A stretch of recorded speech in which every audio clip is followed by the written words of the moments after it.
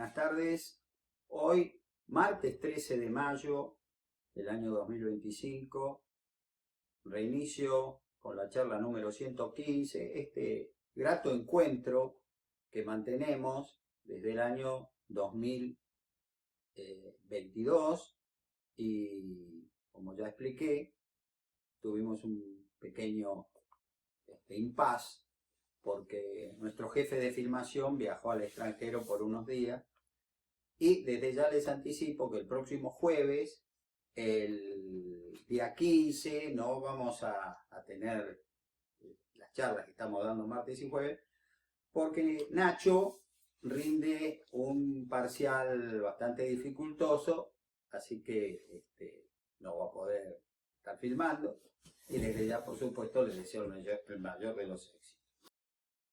Bueno, durante este impasse han sucedido unas cuantas cosas que quiero aclarar.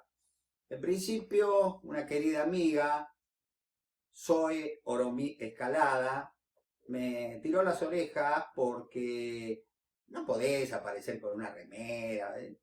Ponete bien, como cuando estás das una charla en el San Martiniano, de saco y corbata. Entonces le quiero explicar, la querida Zoe, que esta remera a mí me la regaló mi hermano, cuñada y sobrina el año pasado para mi cumpleaños, y es muy especial, porque como ustedes ven acá, tiene nuestra escarapela y arriba el mapa de las Islas Malvinas. Y acá, sobre el corazón, una leyenda que dice: en 1982, Islas Malvinas siempre serán Argentina. A mí me gustó tanto la remera que dije, a partir de este momento, las charlas yo las doy con la misma. Así que bueno, espero, Zoe, que aceptes el hecho, pero esto va a ser así.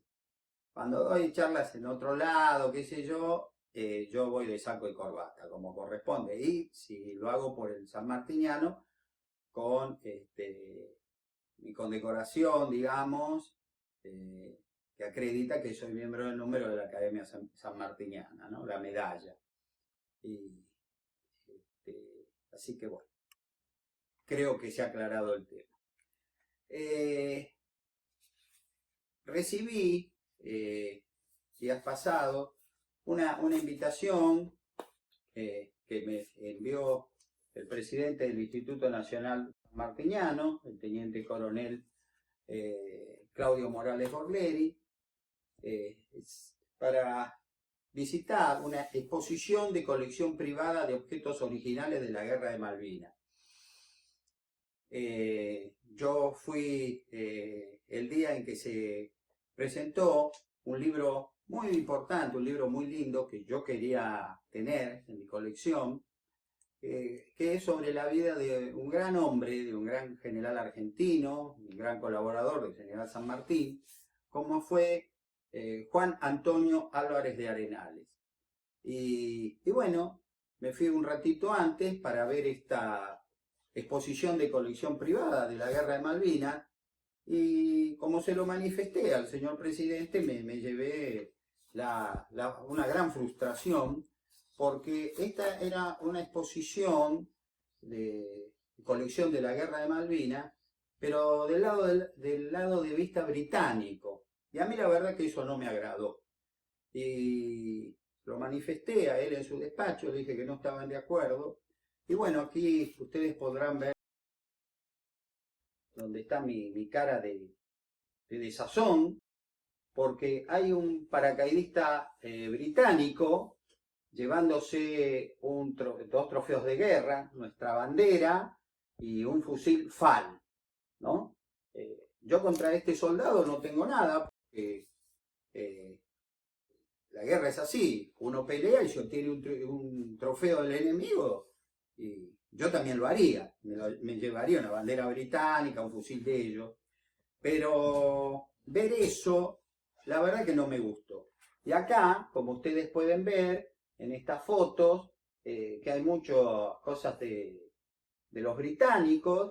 Acá tenemos reunida con un montón de militares, a la criminal de guerra, porque no fue otra cosa que Margaret Thatcher, por lo que hizo con el crucero General Belgrano, y después el pésimo gusto de tener acá nuestras Islas Malvinas, una con la bandera británica y otra con la bandera argentina. Repito, manifesté mi desazón, mi no estar de acuerdo con eso. Quizás yo esté equivocado, pero yo soy fiel a mis convicciones, ¿no es cierto? Yo vuelvo a repetir, yo respeto al combatiente británico. Si algún día yo me encontrara con alguno de ellos, quizás hasta le llegara a dar la mano, porque un soldado es un soldado. Pero hacer no sé, dar loas a estas cosas así, por ejemplo, acá, en esta parte de abajo de este conjunto de fotos, aparece Margaret Thatcher en la revista Times. Les recuerdo, mis queridos amigos, que la revista Times, la gloriosa revista Times, un día puso en la tapa a Adolfo Hitler. O sea que Hitler y la Thatcher más o menos son la misma cosa, la misma basura. Después yo no asistí a una exposición que se dio en el San Martiniano sobre la batalla de Camber, librada el 13 de junio de 1982. Y bueno, pero un amigo, porque uno los tiene, me dice, Jorge, ¿qué te parece esto? Y me lo hizo llegar de un artículo que salió en el diario La Prensa, porque el señor que escribió esto, que es un militar, no estuvo en ese combate. Esto lo aclaró un excombatiente que sí peleó, que estuvo en Suiza, que vive en Suiza. Y dijo que este hombre que se arrogó, como que él comandó a la fracción argentina en el combate de Camber, estaba en el hospital con diarrea. Así que, no sé, me imagino, como lo firmó y todo, salió publicado en un diario, que esto tiene que ser algo serio, ¿no es cierto? Y bueno, eso verdaderamente tampoco es del agrado de nadie, porque decir que uno estuvo combatiendo en un lugar que no estuvo, qué feo, ¿no? Yo a través de esta investigación que les recuerdo, mis queridos amigos, empieza en 1375, he podido ver que muchas veces mucha gente se ha puesto laureles, porque yo estuve, porque yo hice, porque yo esto, y eso es mentira. Y es muy triste para mí, ¿no? Si uno hubiera dicho, yo hice tal cosa, qué hermoso haberlo hecho, pero haberlo hecho de verdad, no decir yo estuve. Yo en mi vida tengo, digamos, algunos logros, ¿no?, personales, y para uno de los más hermosos que tengo es el de haber cruzado 3 veces y media la cordillera de los Andes, en mula, y en caballo una vez, y la media fue en el cruce de Come Caballo, donde la puna me ganó. Yo no logré llegar al límite, o sea, no logré llegar a la meta. Entonces yo siempre digo, yo crucé la cordillera 3 veces y media, no 4, 3 veces y media. Hay que ser honesto, ¿no? Bueno, noticias del viejo y anquilosado imperio. Parece que el rey Carlos III se está agravando su estado, una enfermedad, no dan mucha información, pero parece que tiene cáncer y él mismo está avanzando a tambor batiente. Así que bueno, este hombre que esperó tantos años llegar a ser rey de la Gran Bretaña, la cosa parece que no le va a durar mucho. Hay muchos problemas, su hijo menor está muy enojado y el padre quiere, digamos, reencontrarse con él. Bueno, hasta ahora por las noticias parece que eso no se va a dar, lo cual a nivel humano es muy triste. Pero siguiendo con la familia real, el hermano del rey Carlos III, el el ex príncipe, porque le fue despojado el título, ex príncipe Andrés, bueno, el otro día se enteró de algo que él tiene mucho que ver, pero me imagino que no le habrá hecho mucha mella, ¿no? Por la personalidad de ese caballero, entre comillas. Virginia Giuffre, de 41 años de edad, la mujer que acusó de pedofilia y abuso sexual al príncipe Andrés de Windsor, hermano menor del rey Carlos III de Gran Bretaña, y a Jeffrey Epstein, se suicidó el 25 de abril de 2025 en la ciudad de Nergaby, Australia. El testimonio de Virginia Giuffre resultó clave para condenar a la madama británica Ghislaine Maxwell, ex amante y mano derecha del pedófilo Jeffrey Epstein, a 20 años de prisión. En 2021, Virginia Giuffre, en una demanda civil, acusó a Epstein de obligarla a mantener relaciones sexuales con el príncipe Andrés de Windsor cuando ella era menor de edad y él tenía 41 años. A raíz de ese escándalo, dicho pedófilo de la familia real fue despojada de todas sus funciones militares y su título de nobleza. No fue llevado a la cárcel, como Epstein, quien se habría suicidado en prisión porque la reina Isabel II, su mamá, utilizó todos los medios a su alcance para evitar que su hijo, el ex príncipe Andrés, pagara con su aberrante crimen mediante una importante indemnización.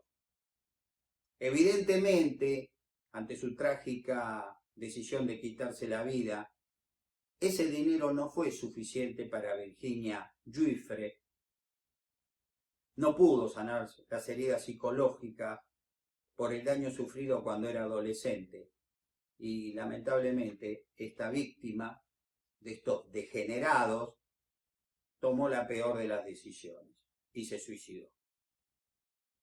Estaba casada y, si no estoy equivocado, tenía 3 hijos. ¿Qué tal, eh? Linda gente los pedófilos. Muy buena gente. Bueno, la India y Pakistán están incrementando sus ataques bélicos en forma por demás preocupante. La India, país que estoy convencido que le asiste toda la razón, porque el asesinato de varios turistas en la zona de Cachemira es como dijo, basta. Por medio de la operación Sindoor, atacó a territorio pakistaní, más que nada en Cachemira, a lugares donde, según la inteligencia militar, tienen su asentamiento grupos de los terroristas que cruzan la frontera y atacan a la India. El gobierno de India ha decidido cortarle el flujo de agua de un tratado que tienen firmado desde el año 60 y por las condiciones climáticas adversas que se está viviendo en el subcontinente indostánico, Cachemira considera ese acto un acto de guerra. La India, por lo visto, no piensa retroceder y esta guerra por el agua puede terminar en cualquier cosa. Les recuerdo, mis queridos amigos, que Cachemira, que es esta región del norte de ambos países, está siendo disputada desde 1947. Y la cosa no es nada simple, nada pasajero y sumamente preocupante, porque ambos países son potencias nucleares. Por supuesto que Gran Bretaña de este tema no se va a hacer, yo no tengo nada que ver, cuando fue la generadora de todo esto, cuando la partición del virreinato de la India y la creación de 2 estados, la India y Pakistán, que nunca tendría que haber ocurrido. Porque luego de esa partición, como yo lo voy a explicar en su momento, se dio la rara paradoja que dentro de la India había más musulmanes que en Pakistán, occidental y oriental, que hoy es Bangladesh. Para eso falta, pero por lo menos se los quería ir a aclarar. Bueno, ha llegado el momento de pasar a seguir con nuestra charla, la de hoy, martes 13, que va a ser la continuidad, como ya les dije, vamos a recién tenerla el día 20 de mayo, el martes 20, esperando que a este querido amigo Nacho Araujo le vaya muy bien en ese difícil parcial que lo espera dentro de 2 días, el jueves 17. El movimiento revolucionario que estalla en 1839 en las ciudades bonaerenses de Dolores y Chascomús,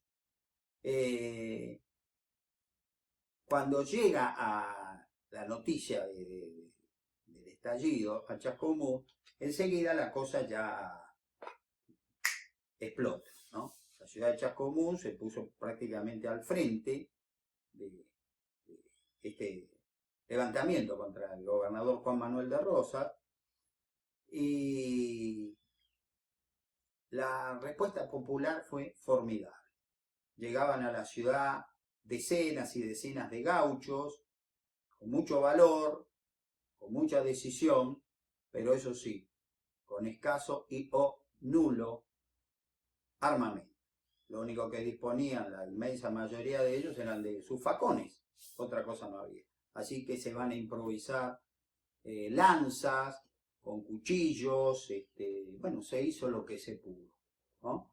Pensando que si cada vez eran más, posiblemente pudieran ir avanzando y arrinconando las fuerzas de Rosas. Había un poco, si se me permite la expresión, y pido disculpas, no quiero ofender a nadie, un poco de infantilismo en eso. Se pensaba que era pegar fuerte en el suelo, dar un buen golpe, un buen grito, y prácticamente Rosas se iba a salir corriendo. Y eso no iba a ocurrir. El juez de paz de Chascomús, Felipe Girado, se entera fácilmente del levantamiento y de inmediato envía cartas a varios fortines cercanos y algunos directamente a Juan Manuel de Rosas, informándole de la revolución.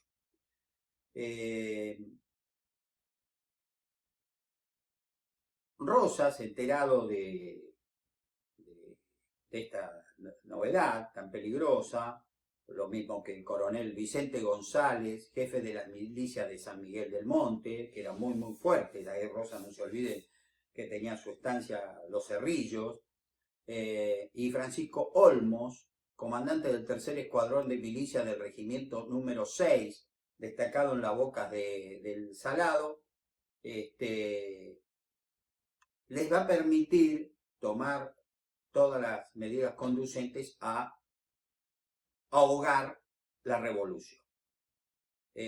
Girado va a enviar espías a Dolores para que le informaran qué estaba pasando ahí con la revolución, y cuando uno de ellos regresó a Chascomús, le informó la aproximación del comandante Zacarías Márquez, que salió de Dolores en la mañana del miércoles 30 de octubre. O sea que Girado dijo, esto es muy complicado, no es una tontera. Aprovechando que esa columna procedente de Dolores se detuvo para descansar antes de seguir su camino a Chascomús, y le explico que se puede hacer el viaje de Dolores a Chascomús, prácticamente serán unos 80 y pico de kilómetros, sin detenerse, pero se buscó preservar, aparte de que se engrosaran las filas, a la caballada. Porque si se pensó, dice, si vamos a seguir avanzando y tenemos que entablar combate, los caballos tienen que estar frescos, no tenemos que agotarlos, ¿sí? Entonces, si bien se llevaban caballos de repuesto, En eso fueron cuidadosos. Girado aumentó los informes que enviaba a todas las fuerzas leales de Juan Manuel de Rosas, y cuando va a llegar este hombre a Chascomús, el comandante Zacarías Márquez, se enteró que Girado había sido depuesto y ahora lo habían detenido en su domicilio. A Girado no le hicieron absolutamente nada, ¿no? Eso lo quiero destacar. Los revolucionarios lo despojaron del mando y ya está. Ahora me parece interesante leer un artículo del año 1925 que yo encontré en el diario La Prensa, cuya autoría pertenece a Jorge Pillado, que me ha gustado ponerlo en la obra porque verdaderamente es muy minucioso. Este artículo, fíjense, tiene 100 años. 100 años. Y verdaderamente cuando uno, como dice el dicho, como rata de biblioteca, ¿no? Encuentra este tipo de cosas, a mí al menos me pasa. Uno se emociona. 4 días después del pronunciamiento de Dolores, el pueblo de Chascomús y sus milicias al mando del comandante José Mendiola, reunidos en asamblea, proclamaban, a su vez, la revolución contra la tiranía. Una de las primeras resoluciones fue mandar a prender a don Gervasio Rosas, hermano menor del dictador, residente en su estancia de la Loma de la Góngora, orden que fue cumplida por el capitán López Calvetti. Conocida es la animadversión de Rosas contra su hermano menor, desde los sucesos del año 33. Ustedes se acordarán cuando él quiso mediar a favor del gobernador Balcarce, allá en el sur. Rosa estaba en la campaña del desierto, y Rosa despectivamente dijo: Gervasio, no te metas, si vos no sabés manejar ni un hato de vacas, ¿por qué te metés en esto? ¿No? Entonces, él se sintió muy ofendido y dijo que jamás iba a tomar parte en una acción, un levantamiento, lo que ustedes quieran denominar, contra su hermano Juan Manuel, porque era su hermano, no, pero que tampoco iba a hacer nada por defenderlo, aunque la sangre llegara hasta las rodillas. Quedó muy, muy dolido, porque él lo hizo de buena fe, y Rosa verdaderamente lo trató mal. Entonces, vuelvo a repetir, conocida es la animadversión de Rosa contra su hermano menor desde los sucesos del año 1833. Y su insidioso empeño en imputarle una mentira complicidad con los insurrectos, señalándolo, Rosa, ¿no?, como autor y móvil de esa inaudita maldad sin ejemplo y baldón oprobioso para la causa sagrada de la América. Esto no es cierto. Gervasio Rosas no tomó parte en la revolución de los libres del sur. Lo capturaron esto. Y sabiéndolo nada más que una buena persona, un buen tipo, no le hicieron nada. Como tampoco le hicieron nada al alcalde de Chascomús, Girado, te lo recuerdo. Los autores o lectores de nuestra historia, que en su buen juicio atenúan, por simple razonamiento, la responsabilidad personal de Rosas en la insidia de la política o en los actos crueles que han dado celebridad a su gobierno, perderían toda ilusión a la vista de los muchos borradores de la correspondencia oficial de puño y letra del dictador, existentes en el archivo, y correcciones que hacía de las notas firmadas por su primer edecán, fiel ejecutor y transmisor incondicional de sus resoluciones en el giro de la guerra y su gobierno. Su primer edecán era el general Manuel Corvalán. Sabe ya Rosas que su hermano, lejos de ser cómplice, es prisionero de los revolucionarios.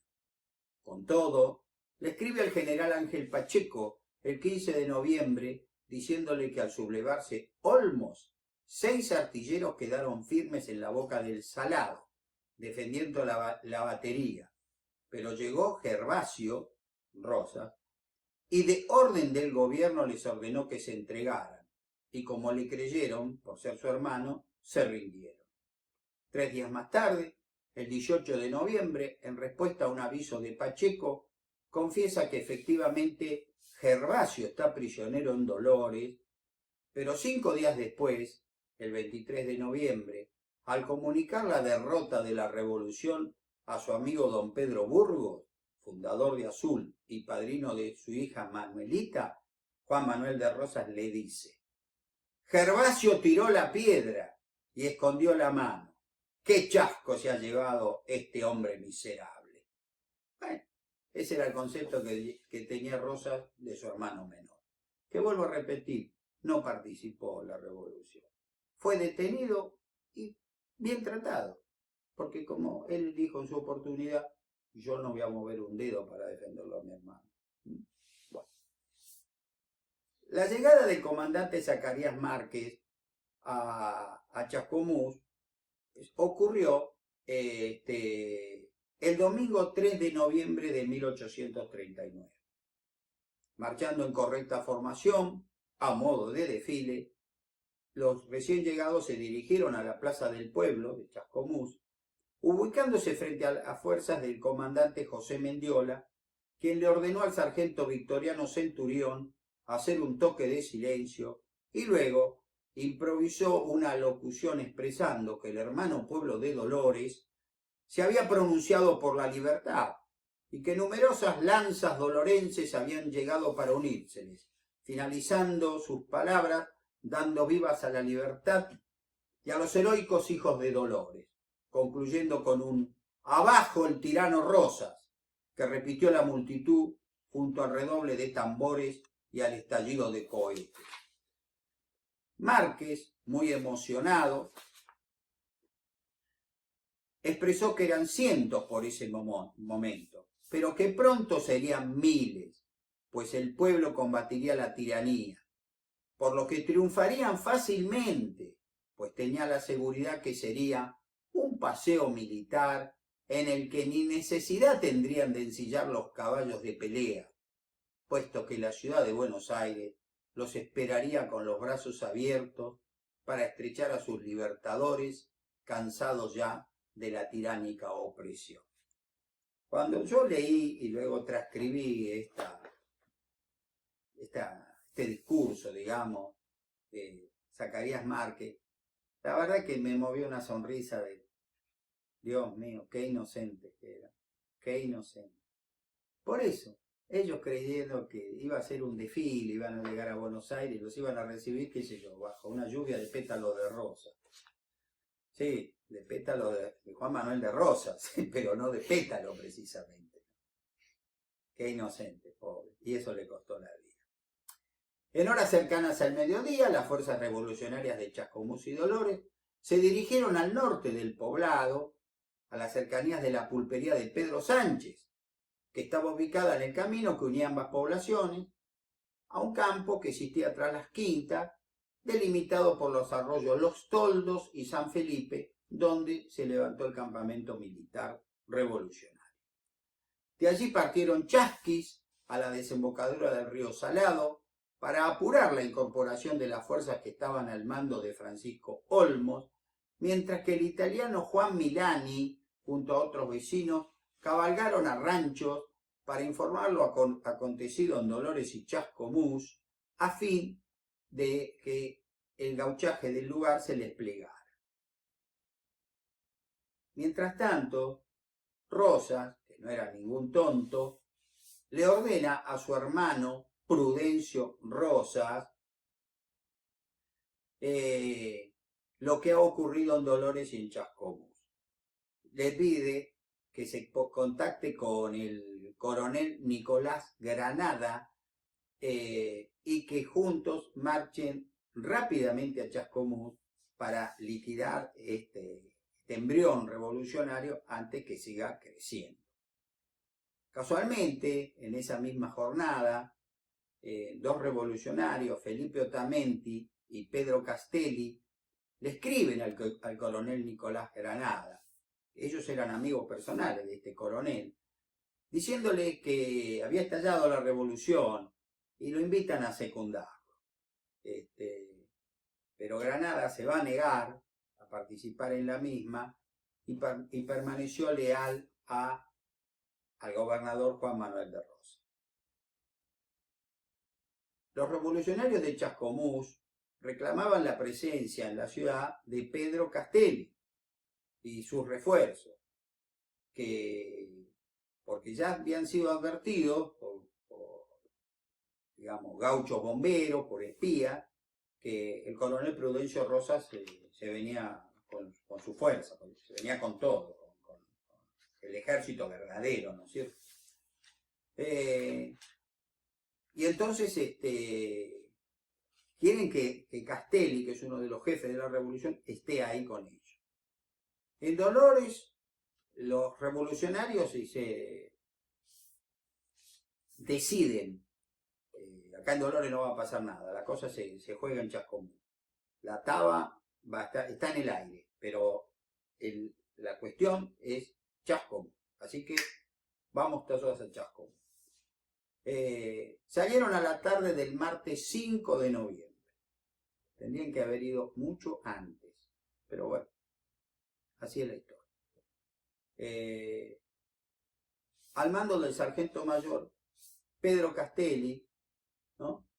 Eran 200 jinetes y que a modo de uniforme la mayoría se habían puesto chiripás azules y cintas del mismo color en su sombrero, ¿no? Color azul, color celeste, vaya uno a saber dónde lo consiguieron porque estaban prohibidos. Esos colores durante el segundo gobierno de Juan Manuel de Rosas no se podían utilizar porque eran colores unitarios. Una pequeña reserva va a permanecer en Dolores al mando del coronel Rico, que quedó instruyendo a la tropa, digamos, a la noble tropa del gauchaje, donde estaban Pedro Lacasa, Matías Ramos Mejía y Martín Campos. Castelli marchó a su estancia de paso y luego al Cerro Paulino por la estancia El Durazno, donde ustedes recordarán que se habían reunido para planificar la revolución, con Juan Ramón Ezeiza. Ahí ya han enviado a Chasquis, por supuesto, a convocar al coronel Ambrosio Kramer, soldado sanmartiniano, uno de los héroes de la batalla de Chacabuco, al mando del regimiento 8 de infantería. Y, bueno, como se dice en la jerga desde la época que la expresión la acuñó Julio César, alia ya está la suerte está echada. Ya es luchar, vencer o morir, no queda otra. No se iban a rendir en este momento, lo iban a pasar de huello a todo. Y así fue como lograron seguir recibiendo muchos paisanos entusiastas, pésimamente armados o no armados, y un grupete de estos jóvenes idealistas, comandados por Evaristo Alfaro, llevaban una bandera azul y blanca con el sol en el medio y bordada la inscripción ¡Viva la patria! ¡Muera el tirano! Eso fue algo extraordinario, ¿no? Para esa gente que sabía que iba a una partida brava, ¿no? Pero bueno, eso los encendió. Siguieron marchando, ya apurando el tranco, y llegaron a Chascomús al mediodía del 6 de noviembre de 1839. Recorrieron las calles principales del pueblo bajo una lluvia de flores que le arrojaban las damas y llegaron a la plaza principal en medio del delirio popular para luego marchar al campamento que precedentemente ya les he explicado, estaba en el norte del poblado. Pedro Castelli conferenció con Ambrosio Kramer, sabiendo que se acercaba el enemigo, y si bien acordaron algún tipo de estrategia, poco pudieron hacer por el cansancio de sus hombres, que habían terminado de marchar 20 leguas, unos 80 y pico de kilómetros. Carmen Machado de Dehesa, hermana del nuevo juez de paz de Chascomús, Jacinto Machado, y esposa del comerciante José Cruz de Dehesa, junto a otras mujeres del poblado, visitaron el campamento de los Libres del Sur, como ellos se llamaron, se nombraron, en la tarde del 6 de noviembre. Y como recordarían viejos vecinos años más tarde, aún les parecía verla montada en un brioso caballo overo negro, al que había colocado cintas celestes trenzadas en las crines, y se dedicaba a recorrer dicho campamento repartiendo escarapelas con los colores de la patria, celeste y blanca, entre los oficiales y soldados. Con gran nostalgia, muchas de esas mujeres recordarían años más tarde que se quedaron cortas con sus escarapelas, pues sobrepasaron los 1.300 valientes que allí estaban reunidos. Esa noche, los jefes, oficiales y todos los que estuvieran libres de servicio, fíjense, qué increíble, concurrieron al gran baile que Chascomús brindó a sus hermanos de Dolores. Para muchos, esa sería la última alegría de su vida, pues a las pocas horas tendrían otro baile, siniestro en este caso. El fatal desenlace. Llegamos así a una fecha que hoy día se sigue recordando con gran respeto, con gran cariño en la ciudad de Chascomús, el 7 de noviembre. Se ha criticado acerbamente al infortunado Castelli la disposición que dio a sus tropas. No hay como estar en desgracia para que todos carguen la mano injustamente. Ante todo, adviértase que tenía como principal consejero al coronel Ambrosio Kramer, jefe de la vanguardia, guerrero de indiscutible preparación. La extensa laguna de Chascomús forma, hacia la parte en que está sentado el pueblo, una curva entrante que alcanza desde el arroyo de los Toldos hasta el de Valdés. Las fuerzas de Castelli no podían ocupar un sitio más adecuado.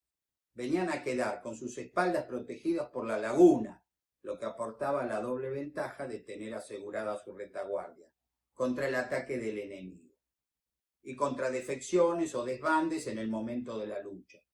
Su flanco derecho estaba resguardado por la población y el izquierdo daba al arroyo Valdés, casi seco y fácilmente vadeable en esos momentos.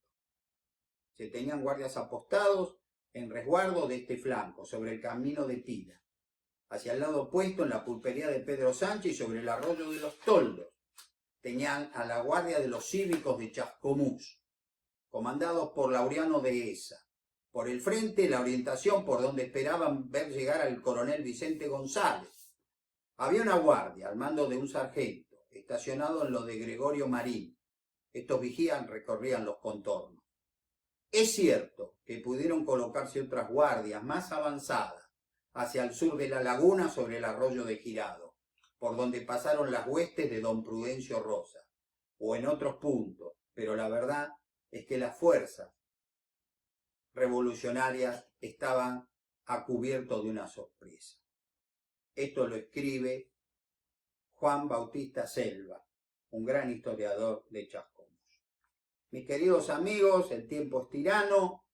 Nos veremos en la charla 116, que como ya expliqué, la voy a pronunciar, ustedes la van a ver, el martes 20 de mayo. Espero que lo que han escuchado, lo que han visto haya sido de su agrado. Y bueno, ya nos apostamos la próxima a la batalla de los Libres del Sur. Muy buenas tardes.